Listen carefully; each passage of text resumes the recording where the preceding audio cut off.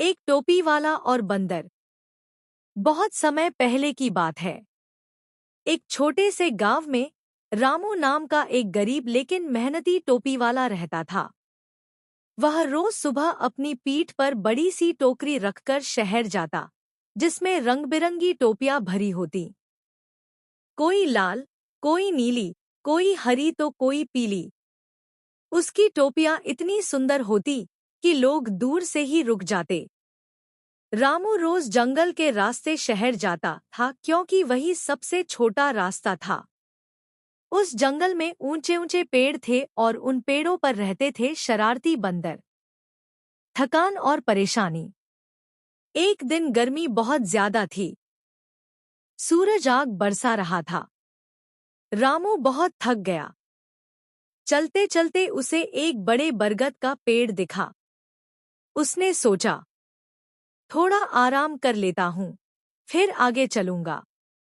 उसने अपनी टोकरी नीचे रखी और पेड़ की छाया में लेटकर सो गया। बंदरों की शरारत। जैसे ही रामू गहरी नींद में गया, पेड़ों पर बैठे बंदरों की नजर उसकी टोकरी पर पड़ी। एक बंदर बोला, अरे, ये क्या रंग-बिरंगी चीजें हैं? दूसरा बोला, चलो नीचे चलकर देखते हैं। धीरे धीरे सारे बंदर नीचे उतर आए। उन्होंने टोकरी खोली और टोपियां निकालनी शुरू कर दी। बंदरों को टोपी पहनना बहुत मजेदार लगा। कोई टोपी सिर पर रखकर कूदने लगा, कोई पेड़ पर चढ़ गया, कोई नाचने लगा। थोड़ी देर में सारे बंदर टोपियां पहनकर पेड़ों पर बैठे थे। रामू की परेशानी।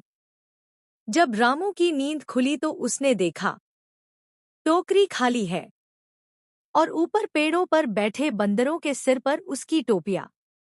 रामू घबरा गया। वह रोने लगा और बोला, अब मैं क्या करूं? ये टोपियां ही मेरी कमाई हैं।